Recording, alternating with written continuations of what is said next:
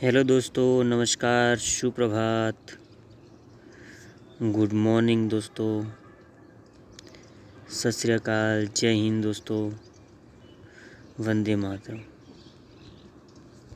दोस्तों, जैसा कि आपको पता है कि रोज़ की तरह आज भी हम आपके लिए लेकर आए करंट अफेयर दोस्तों। और 9 नवंबर की करंट अफेयर लेकर आए हैं दोस्तों। और करंट अफेयर काफ़ी महत्वपूर्ण होती है भावी प्रतियोगी की परीक्षा और नॉलेज के लिए भी, ये आप सब जानते हैं। करंट अफेयर की शुरुआत करें इससे पहले दोस्तों आज के अपने सुविचार की बात कर लेते हैं। तो आज का सुविचार है अपना ड्रीम दोस्तों, आपका ड्रीम, ठीक है, और कामयाबी दोस्तों, ठीक है। सपना एक देखो मुश्किलें हज़ार आएगी, सपना एक देखो मुश्किलें हज़ार आएगी, लेकिन वो मंज़र भी बड़ा खूबसूरत होगा, वो मंज़र भी बड़ा खूबसूरत होगा जब कामयाबी शोर मचाएगी, ठीक है दोस्तों। तो उम्मीद है कि आज के सुविचार को आप समझे होंगे। आगे बढ़ते हैं अपनी करंट अफेयर को लेकर दोस्तों।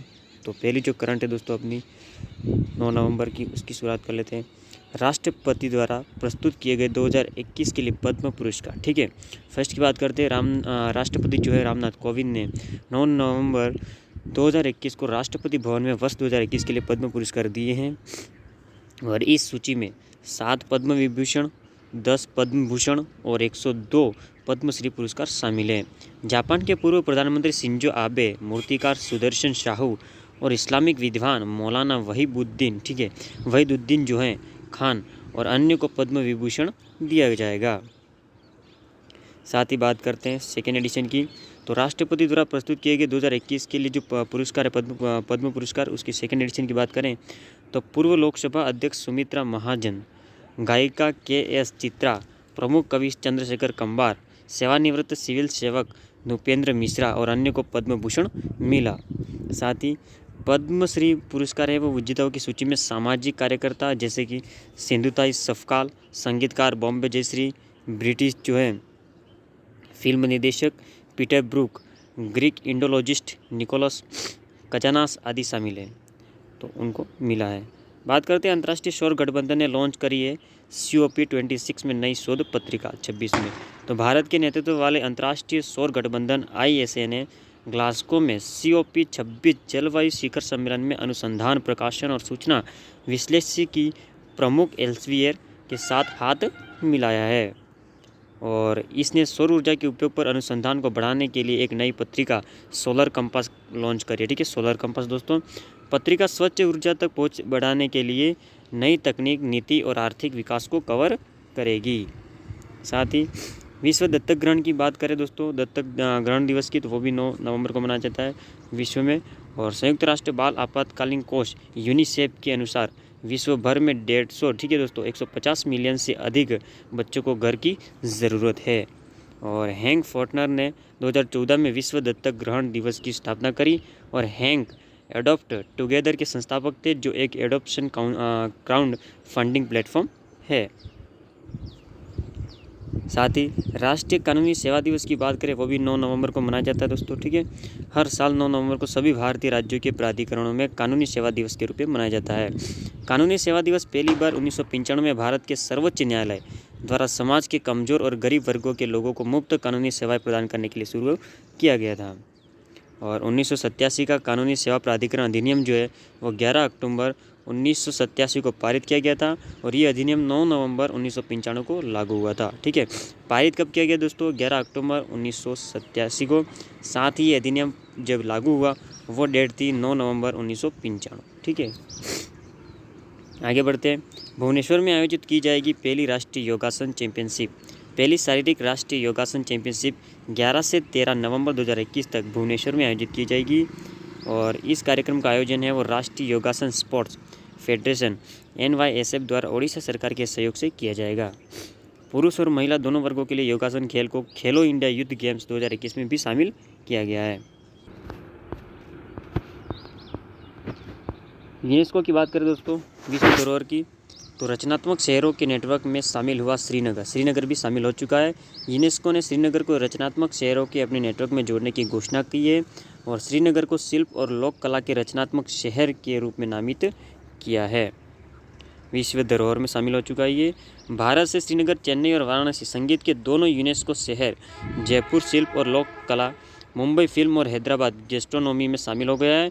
यूनेस्को नेटवर्क में अब 90 देशों के लगभग 300 हैं, ठीक है, देशों के लगभग 300 हैं, यूनेस्को में शामिल हो गया ये। और रामेश्वर प्रसाद गुप्ता ने लॉन्च किया है COP26 charter of action.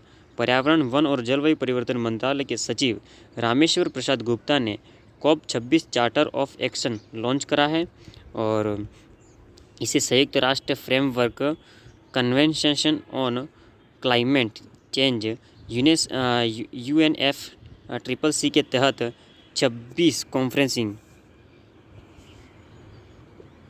Conference of parties COP26 में लॉन्च किया गया था दोस्तों। और 6 नवंबर 2021 को आयोजित इस कार्यक्रम का आयोजन है वो the energy and resources institute यानी कि टेरी द्वारा किया गया था। राजस्थान 8 नवंबर 2021 को शुरू हुआ पुष्कर का मेला, ठीक है, पशु मेला जो है पुष्कर का वो 8 नवंबर 2021 को शुरू हुआ है।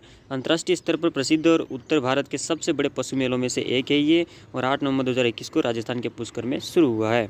साथ ही 13 दिनों तक चलने वाला ये मेला, लेकिन इस बार ये केवल पशु व्यापार तक ही सीमित है। कोविड-19 दिशा निर्देशों के कारण इस आयोजन का आनंद लेने के लिए कोई प्रदर्शनियाँ और सांस्कृतिक और खेल गतिविधियाँ नहीं होगी, कोई भी विदेशी पर्यटक नहीं होंगे। और 415 पशु और 235 ऊँट इस बार इसका हिस्सा हैं। और लॉन्च हुआ है ऑपरेशन एक्स पुस्तक का बांग्ला संस्करण। भारतीय नौसेना और बांग्लादेश की मुक्ति वाहिनी द्वारा संयुक्त रूप से किए गए नौसेना कमांडो ऑपरेशन के बारे में लिखी गई पुस्तक ऑपरेशन एक्स का बांग्ला संस्करण 8 नवंबर 2021 को ढाका में लॉन्च किया गया।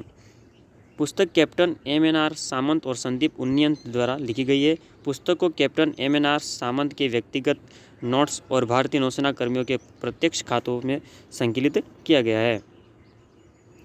ग्लास्को में COP26 में महाराष्ट्र को मिला शीर्ष लीडरशिप पुरस्कार। महाराष्ट्र ने U2C महासभा में पहला इंस्पायरिंग रीजनल लीडरशिप पुरस्कार प्राप्त किया, जिसका आयोजन 7 नवंबर 2021 को ग्लास्को में संयुक्त राष्ट्र जलवायु परिवर्तन सम्मेलन COP26 शिखर सम्मेलन के साथ हुआ।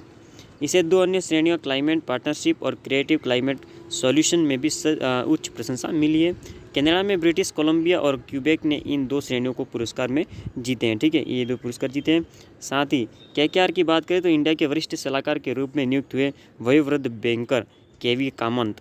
तो वैश्विक निवेश फर्म KKR ने KKR इंडिया के वरिष्ठ सलाहकार के रूप में KV कामत की नियुक्ति की घोषणा करी है। और KV कामत है वो 2015 में न्यू डेवलपमेंट बैंक ब्रिक्स देशों द्वारा स्थापित एक बहुत पक्षीय विकास बैंक की स्थापना से 2020 तक इसके पहले अध्यक्ष के रूप में कार्य किया इन्होंने। और इससे पहले वो भारत की 2 प्रमुख कंपनियां यानी कि ICICI बैंक और इंफोसिस लिमिटेड के अध्यक्ष भी रह चुके थे। मित्रभाग गुहा बने भारत के 72वें ग्रैंड मास्टर। अंतर्राष्ट्रीय master Mitrabha Guha GM third Saturday mix 220 Novi Sad Serbia में अपने तीसरे और अंतिम GM मानदंड को हासिल करके ग्रैंड मास्टर बनने के लिए आवश्यक शर्तों को पूरा करके भारत के 72वें ग्रैंड मास्टर बने हैं। GM का किताब हासिल करने के लिए एक खिलाड़ी को 3 GM मापदंडों को पाना यानी कि 2500 एलो पॉइंट्स की लाइव रैंकिंग को पार करना होता है। और उन्होंने बांग्लादेश में शेख रसेल GM टूर्नामेंट में अपना दूसरा GM मापदंड हासिल करा है।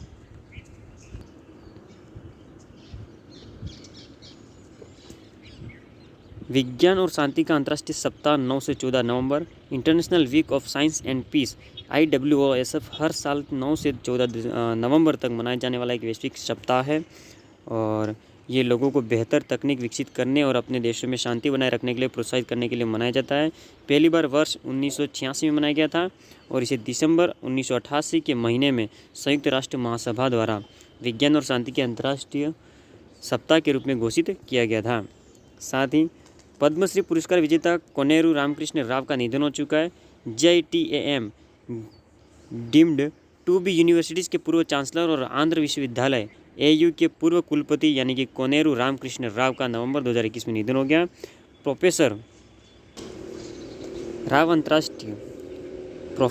अंतर्राष्ट्रीय स्तर पर मान्यता प्राप्त मनोवैज्ञानिक, गांधीवादी विद्वान और शिक्षक थे, जिन्होंने 20 से अधिक पुस्तकें और 300 शोध प्रकाशन लिखे हैं। उन्हें 2013 में भारत सरकार द्वारा पद्मश्री से सम्मानित भी किया गया था। तो दोस्तों उम्मीद करते हैं कि आज की जो हम करंट अफेयर आपके लिए लेकर आए थे आपको काफ़ी इंपॉर्टेंट मैसेज हुए और काफ़ी इंपॉर्टेंट है दोस्तों। ठीक है, तो जल्दी जल्दी आप अपने क्यूएस को सब्सक्राइब कर दीजिए किरण ऑनलाइन स्टडी को, और इसे शेयर भी कर दीजिए, लाइक भी कर दीजिए। साथ में राइट कॉर्नर में बेल आइकन दिखेगा, इसे भी आप प्रेस कर दीजिए और इसे ऑल नोटिफिकेशन पर रख दीजिए। तो आज का दिन शुभ बीते, इन्हीं शुभकामनाओं के साथ धन्यवाद दोस्तों।